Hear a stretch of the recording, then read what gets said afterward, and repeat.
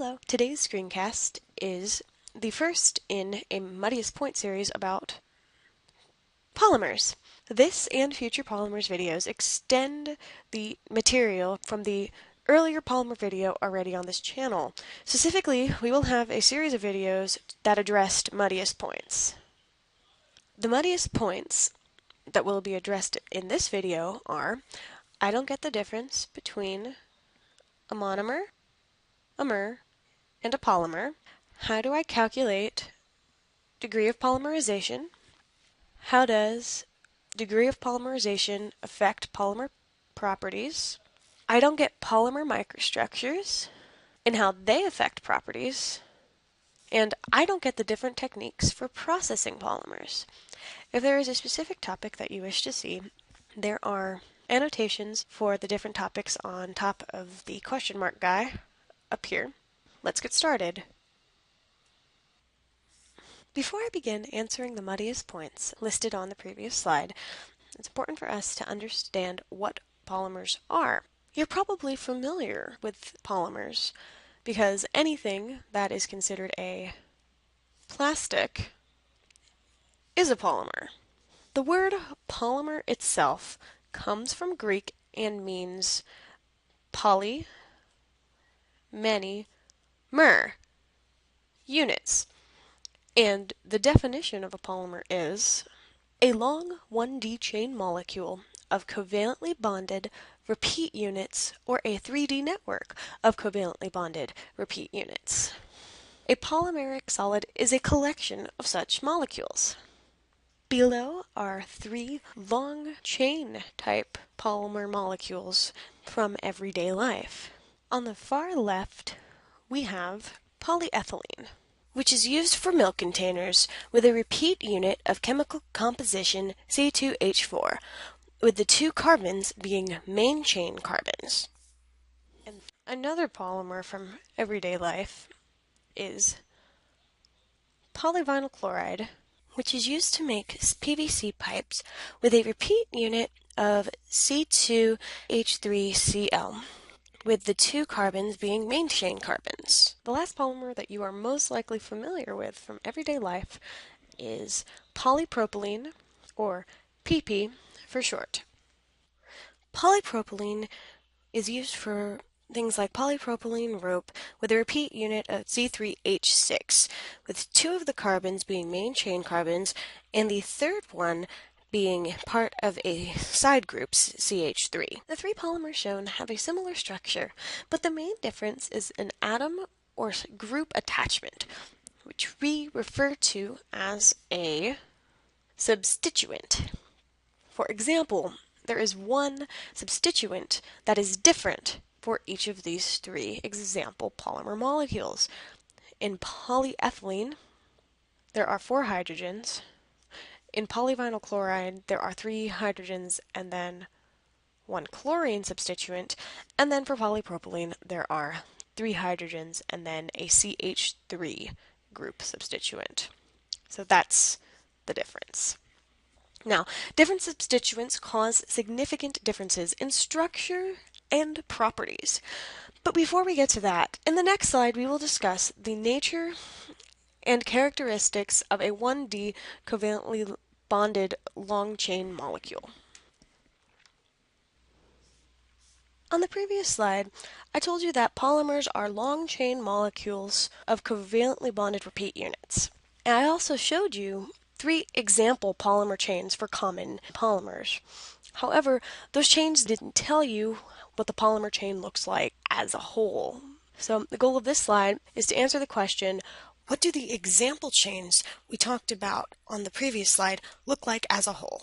Well, complete polymer chains look something like this diagram here.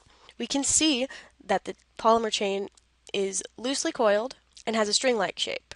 This is because the carbon-carbon single bonds rotate to form angles of 109 degrees. Why does this cause a coiled string-like shape?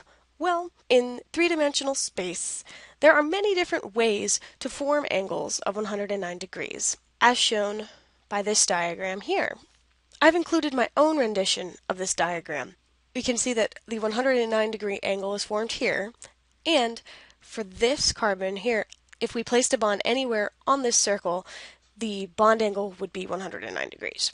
And because there are so many single carbon-carbon bonds in the chain, each one forms the 109-degree bond differently. Now that we have an idea of what the polymer chain looks like, how do the chains interact with each other? Well, between each of the single polymer chains, we have van der Waals bonding, which holds the polymeric solid together as a whole. If you would like some more review about van der Waals bonding, I've included an annotation to the bonding video from this channel. Finally, I've also included 3 representations of polyethylene, or PE, chains as an example, looking from different viewpoints. This diagram is the view of a polyethylene chain from the top. This view here is polyethylene from the side.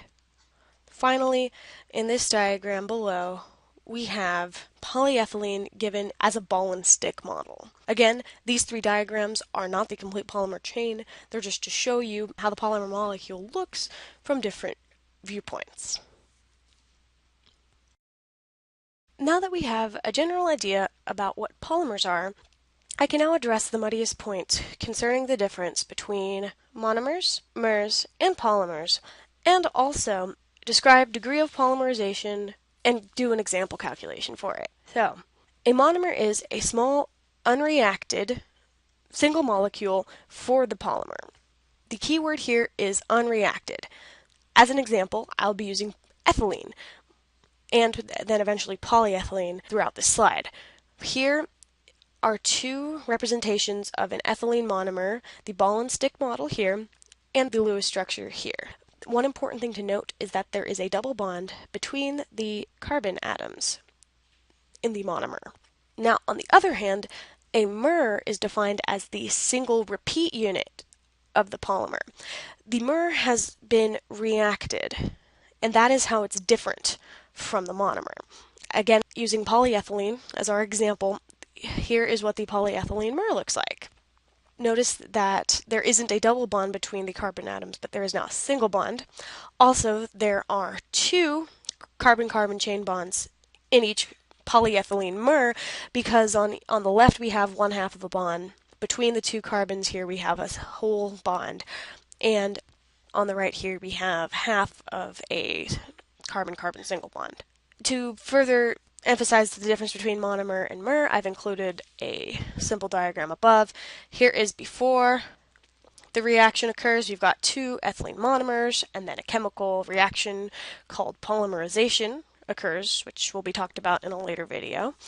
After the polymer has been polymerized, the former monomers are now incorporated into the linear 1D chain as single carbon bond mers for polyethylene that I'm using for an example. So there would be a mer here and here. Finally, I've already discussed what a polymer is, but to review, the polymer refers to the entire chain molecule. Okay, so we've defined monomer, mer, and polymer. Now we can speak about the concept of degree of polymerization, which is defined as the number of mer units per polymer molecule. It is abbreviated by a lowercase n most of the times. So n, degree of polymerization, is defined as the number of mer units per polymer molecule. Now there is a shorthand way that is commonly used to represent an entire polymer chain that involves the degree of polymerization. So if we know the mer and we know the degree of polymerization, we can represent the entire polymer chain by using the following notation. I'm going to erase this and this. All right. If we know the mer unit, we can put it in parentheses, like so, parentheses, like that, and then put n at the bottom right-hand corner to represent the entire polymer chain. And this is how you usually see polymer chains written out in textbooks. Another way that we can find the degree of polymerization n is by the formula, the molecular weight of the polymer molecule divided by the molecular weight of the mer, which makes sense. Let's do an example problem with degree of polymerization. Let's pretend that I'm looking for the molecular weight of a polyethylene molecule, and I know that the degree of polymerization N is 1000. How can I find the molecular weight of the polymer molecule? I can rearrange this equation to solve for the molecular weight of the polyethylene molecule, so N times the molecular weight of the polyethylene mer is equal to the molecular weight of the entire chain. So now I already know N. How do I find the molecular weight of the mer? I first have to know what the mer is, which it's given here. Using a periodic table, we can look up that the atomic weight of carbon is 12.01 grams per mole, and the atomic weight of hydrogen is 1.01 grams per mole. So 4 hydrogens, 4 times 1.01 grams per mole, plus 2 carbons, 2 times 12.01 grams per mole, gives us that the molecular weight of the mer would be 28.06 grams per mole. Now plugging in our 1000 and our found molecular weight of the mer, we can see that the molecular weight of the chain would then be 28,060 grams per mole. And that's just a very easy example of how we can use degree of polymerization. As a side note, the degree of polymerization N is typically 100 to 10,000, but may go higher than 100,000 depending on the circumstances. On the previous slide, terminology related to polymers was discussed. One of the discussed terms was degree of polymerization. Now, the degree of polymerization is abbreviated by lowercase n and is related to the molecular weight of the molecule and the molecular weight of the mer according to this equation. Now, on the previous slide, the degree of polymerization may have seemed a bit abstract. However, degree of polymerization affects properties that are important, such as the melting point of the polymer. And in order to demonstrate this, I will be comparing two everyday items: a candle, which is made of paraffin, and a milk container, which is made of high-density polyethylene, or HDPE. One of the similarities between paraffin and HDPE is that they can both be written this way in polymer notation shorthand, where N stands for the degree of polymerization and the mer is in the parentheses here. So paraffin and HDPE both have the same mer, which is ethylene. What are some of the differences between paraffin and HDPE? Well, paraffin has a degree of polymerization of 10, and HDPE has a degree of polymerization of 10,000, which is way, way, way bigger.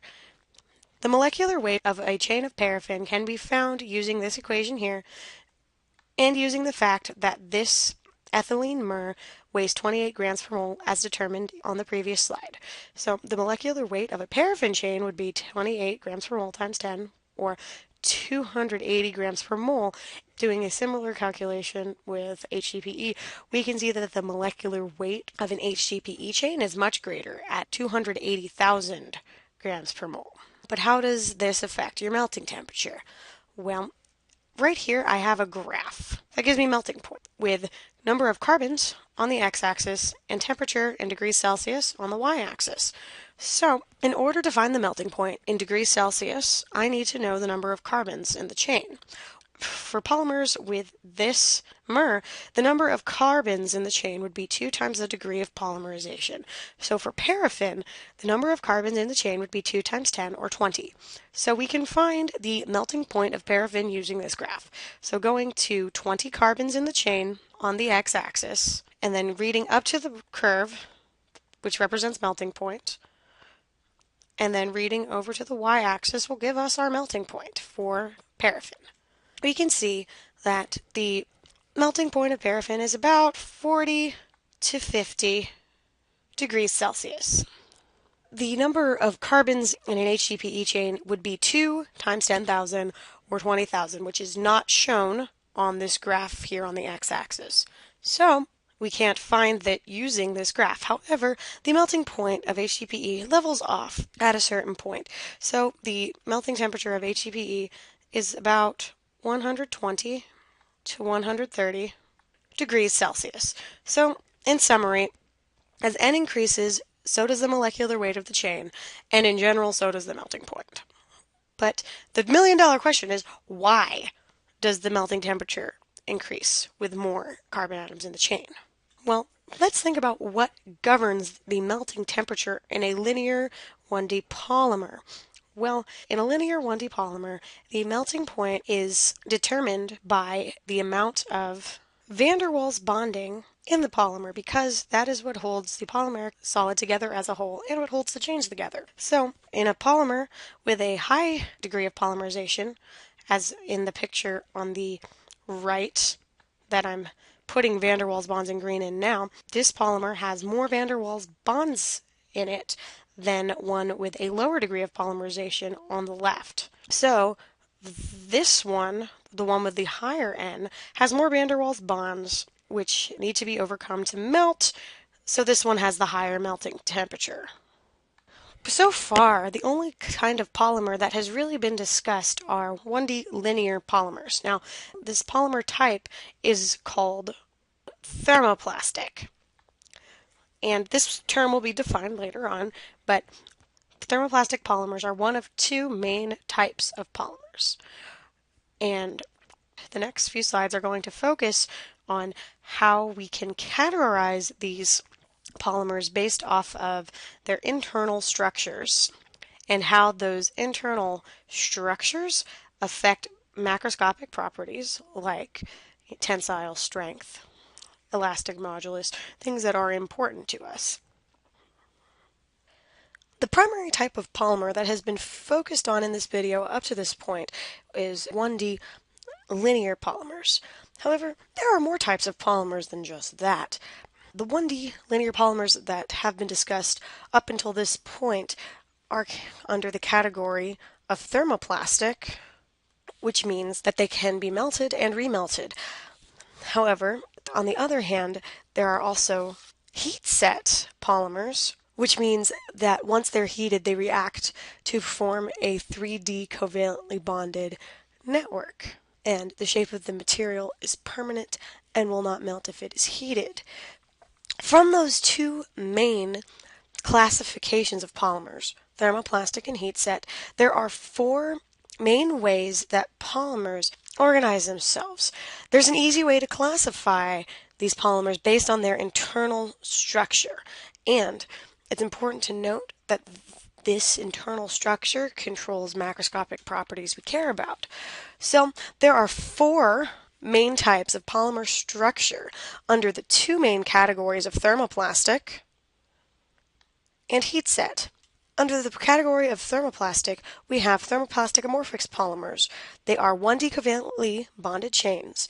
They are randomly oriented and form a glassy solid. When heated, they melt. When cooled, they solidify, and they can be remelted because they're thermoplastic. The microstructure of a thermoplastic amorphous polymer looks like this. No organization in here. And an everyday item made of a thermoplastic amorphous polymer would be a polystyrene wine glass. Also under the thermoplastic category of polymers, we have semicrystalline polymers.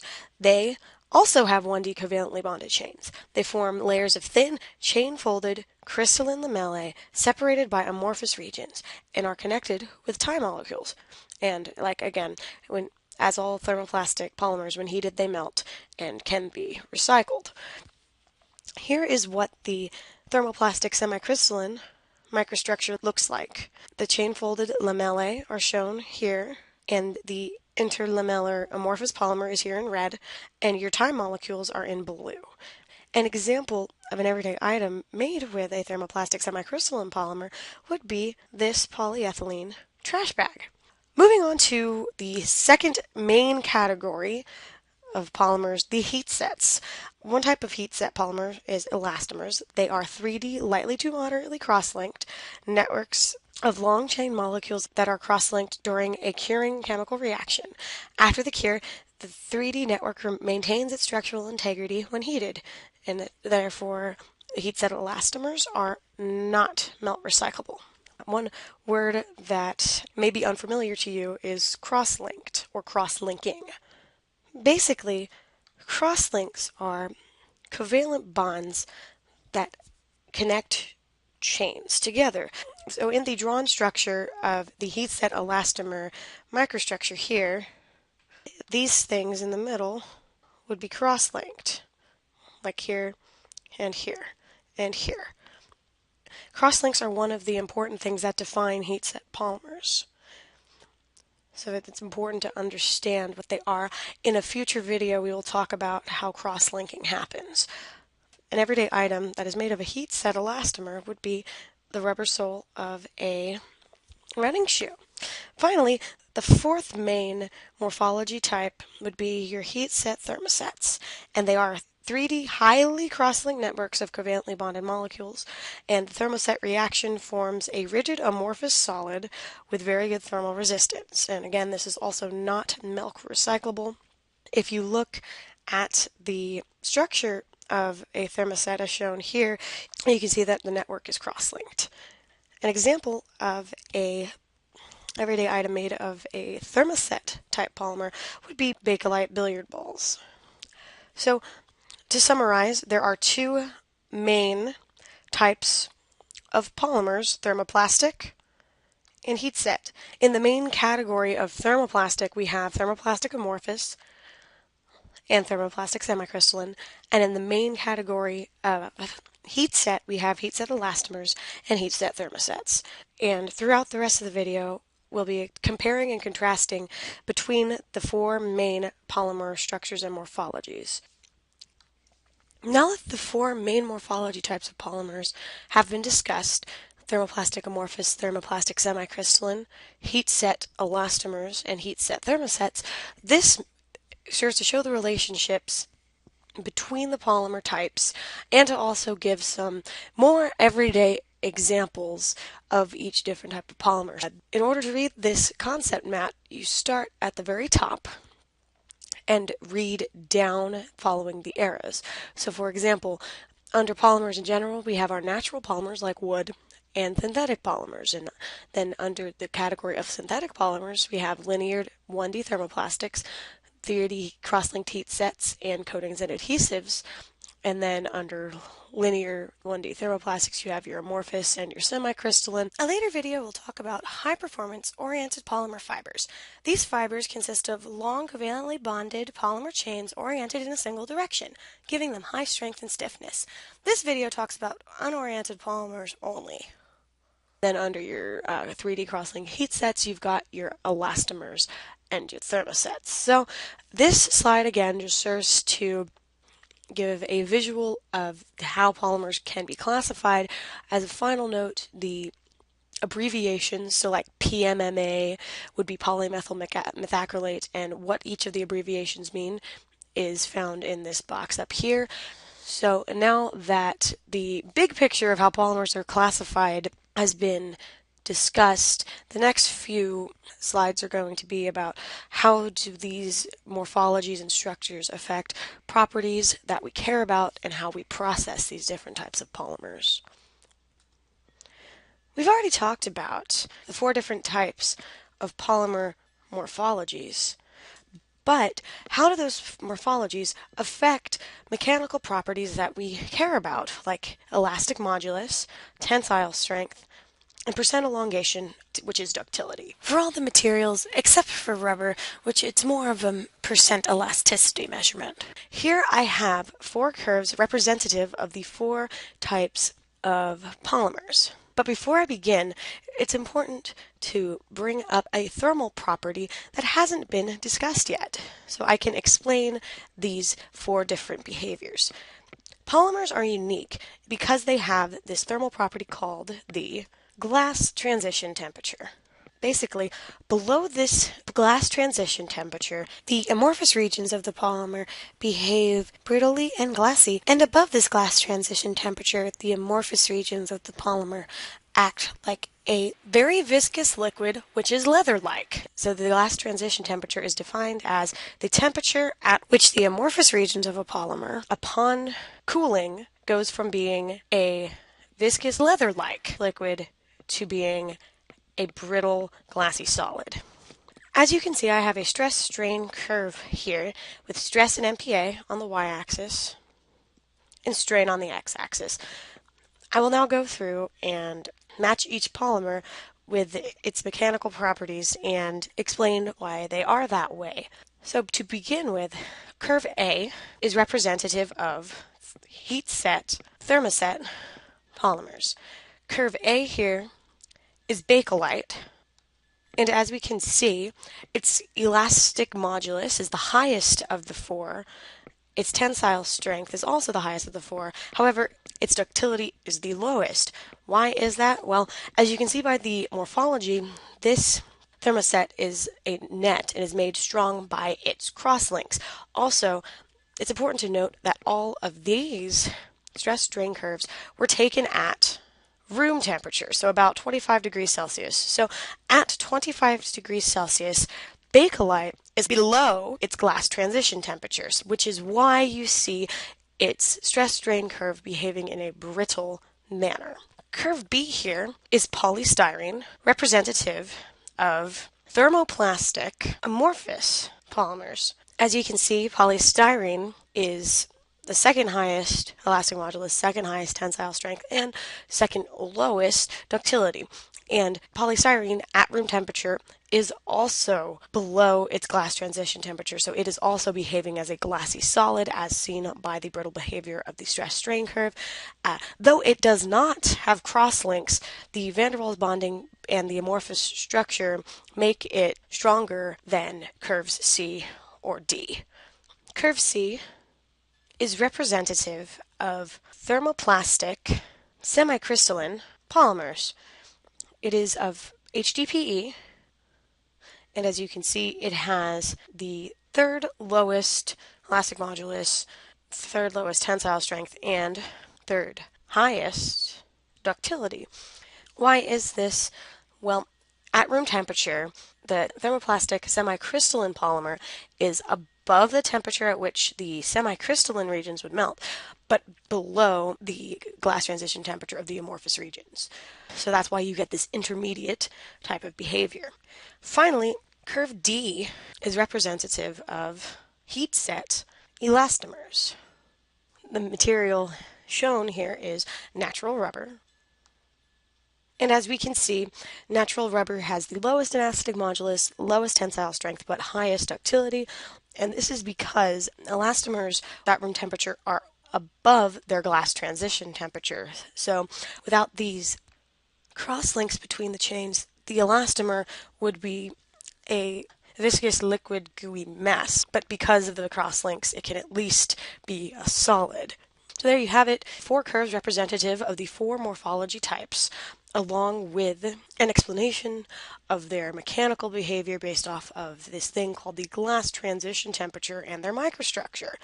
So on the next slide, I'll go into a little bit into more depth of the glass transition temperature and compare and contrast these polymers just a little bit more for clarity. We've already discussed how a polymer's morphology affects some of its mechanical properties, and we've talked about this idea of a glass transition temperature, below which the amorphous regions of a polymer is rigid and brittle, and above which the polymer is viscous and leathery. The goal of this slide is to organize the information that we've already gotten into the categories that have already been discussed in this video. Recall that we have 2 main types of polymers: thermoplastic polymers, which can be melted and remelted, and 2 heat-set polymers, which upon curing they are set during a chemical reaction.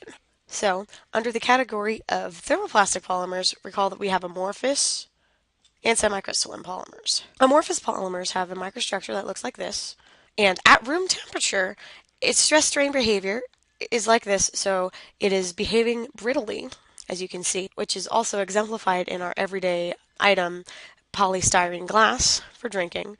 Its glass transition temperature is 100 degrees Celsius, so room temperature is far below its glass transition temperature. As expected, polystyrene at room temperature behaves like a glassy and rigid solid. Also under the category of thermoplastic, we have semicrystalline polymers, who have a microstructure that looks like this, a stress-strain curve at room temperature that looks like this, so kind of intermediate because of the two different types of regions, and it's got a glass transition temperature of negative 90 degrees C, and its melting temperature is 130 degrees Celsius. So its glass transition temperature is below room temperature, and room temperature is below its melting temperature. So therefore, polyethylene, as exemplified by this polyethylene trash bag, is flexible at room temperature. Finally, moving on to our heat set polymers, we have lightly cross-linked elastomers and heavily cross-linked thermosets. Lightly cross-linked elastomers have a microstructure that looks like this, a stress-strain curve that looks like this, and our everyday material would be rubber, as in the rubber in your shoes. Rubber's glass transition temperature is at negative 103 degrees C. Room temperature is way above the glass transition temperature of rubber, so therefore at room temperature, rubber is elastic. Finally, we have our heavily cross-linked thermosets with a microstructure that looks like this and a stress-strain curve that looks like this, which is very brittle. The material we've been using as the example thermoset is Bakelite. The everyday item made of Bakelite we've been using is billiard balls. So, the glass transition temperature of Bakelite is 163 degrees Celsius. So room temperature is well below the glass transition temperature. Therefore, at room temperature, Bakelite and thermosets behave like rigid, glassy solids. So, there you have it. The four morphology types categorized by being thermoplastic or heat set, just like in the concept map earlier, and along with their mechanical and thermal properties, and how microstructure relates to all of that. The next few slides are going to be talking about how these morphology types affect processing of these types of polymers. Now we've discussed both the mechanical and thermal properties of polymers based off of their structure. We've also categorized them into two different categories, thermoplastic and heat sets. We know how the structure affects the mechanical properties. That's all fine and dandy, but how does the structure affect the processing of these plastics? When I say processing, I mean methods by which we make products. So like, what is an example way of how we would make each of these four example items? The processing that is used depends on the structure. So for our thermoplastic, amorphous, and semicrystalline polymers, the processing can be continuous because only cooling is required. Again, you can melt and remelt and then you shape it and cool it below its T sub G or T sub M. So as stated previously, they can be reversibly melted and solidified. So yes, they are melt recyclable. So like our examples would be our polystyrene glass and our polyethylene trash bag. Now on the other hand, we have our heat set, thermosets, and elastomers. Our processing is usually not continuous. That's the big difference. You usually have to process them one part at a time. The heating and cross-linking reaction requires time in a fixed shape mold because of that. And the 3D cross-link network is totally permanent, therefore they are not melt recyclable. Here are two example ways of methods of the cross-linking. The elastomer is put in with a cross-linking agent, it's mixed, shaped, and reacted. So this would be like our rubber, polybutadiene, our rubber here. For thermosets, the pre-polymer is pressed into a shape and then reacted. So again, this would be like our Bakelite thermoset. Now that we have an idea of how the structure affects the processing, the next slide will be going through example processing techniques that could have been used to make our four everyday example items. Also, I have included a link to MathSci ASU's Quizlet.com, which allows you to study vocabulary flashcards for polymers. Previously, we've discussed the main difference between the processing of thermoplastic and heat set polymers. Thermoplastic polymers can be processed continuously, but heat-set polymers cannot usually be processed continuously because the cross-linking reaction requires time. They need to be cured. So, while keeping that in mind, I'm going to go through 4 example processing methods, one for each morphology type, that was most likely used to make the everyday polymer item representative of that type. So, starting with our thermoplastic amorphous polystyrene drinking glass, the processing used was most likely injection molding. As you can see in the diagram here, the molten polymer gets pushed through the nozzle into the mold, and then a finished part pops out on the other side. This is continuous and very fast. So, it would be perfect to make a very inexpensive drinking glass. For the thermoplastic semicrystalline polyethylene trash bag, the processing most likely used was film blowing. So basically what happens in film blowing is that this molten polymer here has air blown through it, so it is expanded like so along the sides and becomes a very thin film, and it's collected in rollers and sheets like so. This is also a continuous processing method. For our heat set elastomer rubber shoe sole, the processing used was most likely transfer molding. Basically what happens is you have this uncured elastomer here. This plunger comes down and pushes this polymer into this mold. The elastomer waits inside the mold for a little bit, and then the finished part is ejected through these pins at the bottom. So as you can see, this process transfer molding gives time for the elastomer to be cured in the mold. Finally, for our heat set thermoset Bakelite billiard balls, it was most likely made through compression molding. It's very similar to transfer molding, but basically the uncured polymer begins inside the mold, then it is compressed into the molded shape, and then ejected out. So again, the heat set thermoset polymer has time to be cured inside of this mold right here. So there you have it. We've gone all the way through from how the microstructure affects the mechanical properties, talked about the thermal properties of the glass transition temperature, and we've now gone through and shown how different example everyday items are processed based off of their microstructure.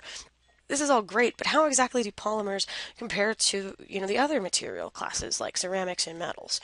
And that is what is going to be addressed in the next slide. We've spent all of this time talking about polymers, building up what our definition of a polymer is, through how we describe the molecules themselves to how we describe how the molecules create different types of morphologies, how we classify, how we can determine mechanical properties from the morphologies, how we can determine processing from the morphologies. So this slide shows to show you how do polymers like polyethylene compare to metals and ceramics. So you have a full picture of what polymers are. We have different properties listed here: polymers, metals, and ceramics. We can see that in general, polymers have lower elastic moduli than metals or ceramics. They also have lower tensile strength, like orders of magnitude lower than metals and ceramics. They have much more ductility though. They have lower melting temperatures than metals and ceramics, and they have generally higher coefficients of thermal expansion. So this diagram here serves to show you the range of elastic moduli in gigapascals for the 3 material classes. So this red bar represents metals, blue is ceramics, and then green would be polymers, which are way down here. So why is the elastic modulus of unoriented polymers 2 orders of magnitude less than metals or ceramics? Although we can compare polymers to each other, polymers are generally still largely affected by their van der Waals bonding that holds the polymeric solid together as a whole. And again, van der Waals bonds are much less strong than covalent, ionic, or metallic bonds, which is why we have elastic modulus of polymers 2 orders of magnitude less than metals or ceramics.